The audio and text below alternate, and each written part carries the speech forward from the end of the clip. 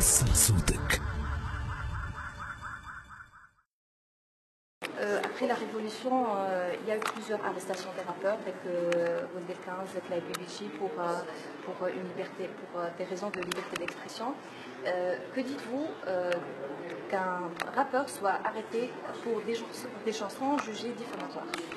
Je ne vais pas parler de la situation tunisienne parce qu'en fait, il faut connaître, tu sais, il ne faut pas s'immiscer, c'est un peu la même chose, s'immiscer dans ce qui est valable pour un pays. Je vais parler de la situation française.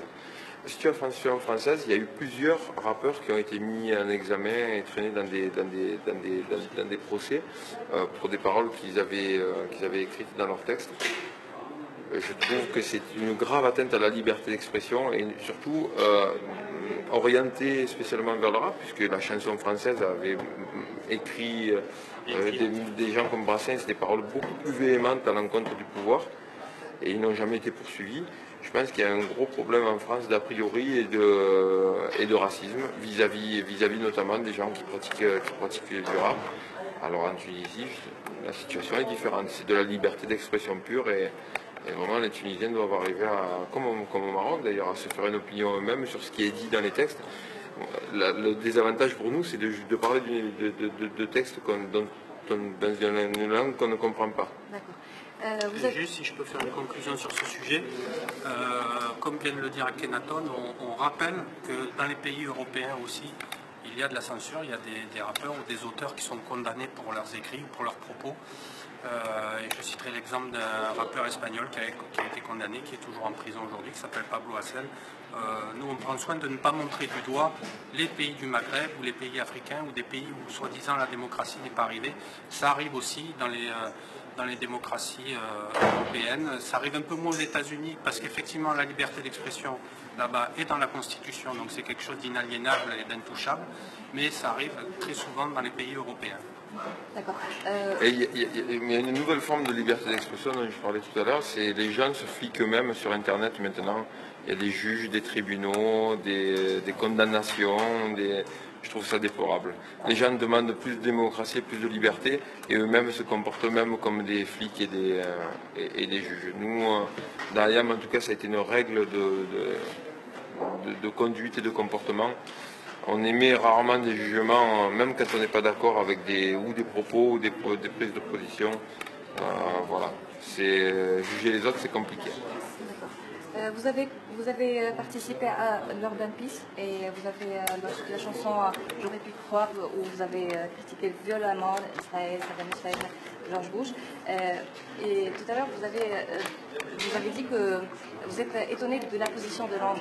Mais votre position, je demande, et les manifestations dispersées à Barbès, les manifestations interdites à Paris, qu'est-ce que vous en pensez? Notre position a toujours été claire, on s'est toujours positionné contre toute forme d'impérialisme et de colonialisme, d'où qu'ils viennent. C'est une position qui reste là, inchangée depuis 1993. Maintenant, parler de ces manifestations-là, je répète ce que j'ai dit à la télévision, casser des biens publics, brûler des voitures, je ne pense pas que ça rendra service à qui que ce soit.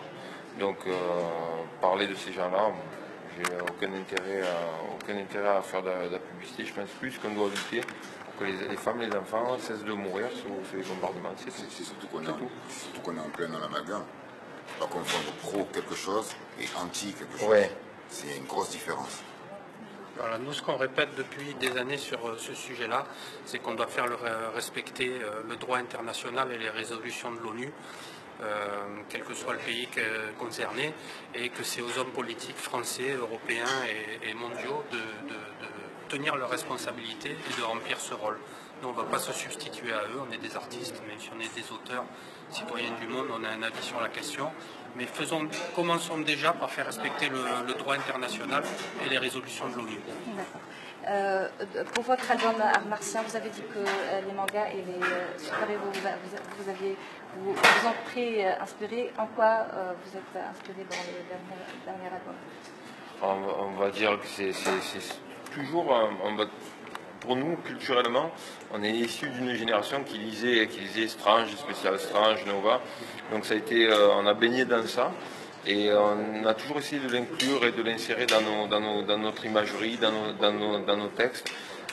ça reste toujours vivant. Si on prend chacun des albums d'IAM, on peut retrouver des références au Marvel, aux héros des mangas. Donc pour nous, c'est omniprésent, vraiment dans notre musique, ça fait partie de notre culture. Je pense que même quand on est adulte et même quand on a 40 ans, on peut toujours glisser un petit rayon d'enfance dans les textes, ça fait pas de mal. D'accord. Même au-delà de ce côté un peu enfantin et souvenir d'enfance, je pense que aujourd'hui la science-fiction, et même depuis sa création, la science-fiction est un peu la mythologie des temps modernes.